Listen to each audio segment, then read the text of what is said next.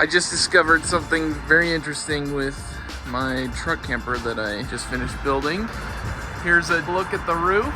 I've got two 100-watt semi-flexible solar panels mounted towards the top of the roof and nothing towards over the cab of the bed. And that's how the solar panels are mounted.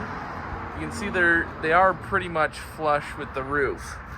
And I was just in here organizing some items, and I put my hand on the roof here, and I did this a couple days ago too, and noticed that, you know, the sun is beating down and the roof is hot.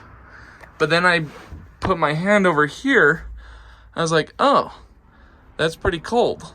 It's not hot at all.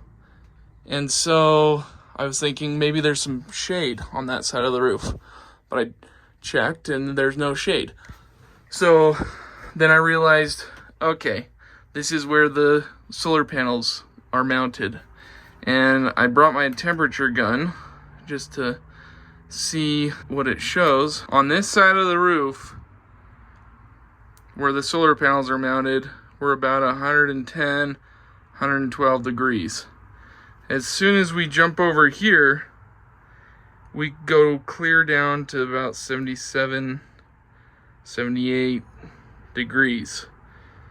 So that's about a 30 to 35 degree difference in Fahrenheit just between one side of the roof where the panels are mounted and aren't. I found that very interesting, and that just kind of goes to show the importance of having enough airflow underneath the panels to help the panels be more efficient, but it'll also help my roof not to get so hot and create extra heat within the camper.